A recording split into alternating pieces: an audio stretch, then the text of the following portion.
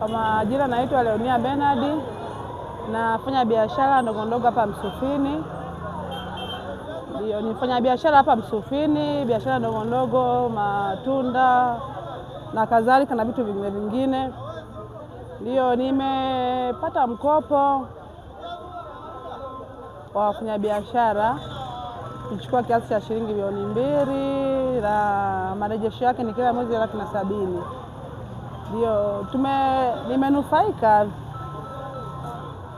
vizuri kwa sababu mpaka sasa hivi pesa niliyopata nilikuwa kwenye mtaji, na mpaka sasa hivi mtaji wangu unaenda vizuri, na mpaka sasa hivi tumesharejesha awamu 4 ambao kwa mwezi tunarejesha 170,000 kwa mkopo wa shilingi milioni 2.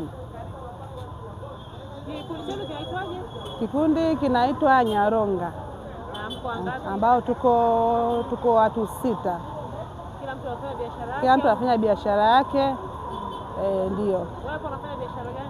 Hapa na biashara kama karoti, hoho, saumu, viazi, limao, vitu kama hivyo. Maisha yakoje kabla ya kupata mkopo na baada ya kupata mkopo?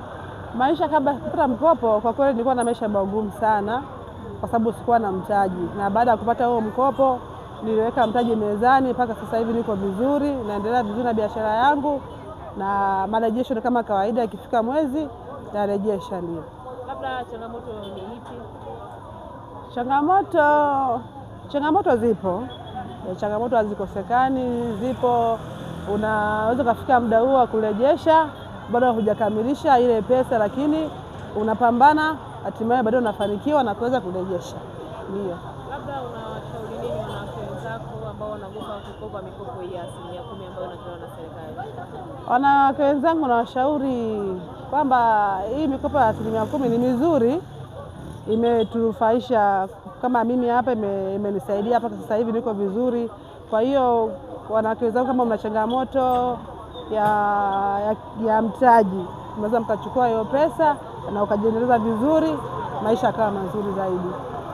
Ndio. Mikopo hii inatolewa na serikali? Inatolewa na serikali. Na kama ungepata nafasi ya kukutana na Mheshimiwa Rais, ungemwambia nini kuhusu mikopo hii? Kama nikikutana na Mheshimiwa Rais, kwa kweli nitamshukuru sana, kwa sababu sisi kama kina mama tulikuwa tunahangaika sana kupata mitaji. Unachukua sehemu unakopa sehemu pesa, changamoto inakuwa kwenye kuilipa, maana pesa hii ya mama haina riba, unarudisha kama ilivyo. Kwa hiyo tunamshukuru sana Rais Samia kwa kutuwezesha mikopo hii ya kina mama wafanya biashara dogo dogo.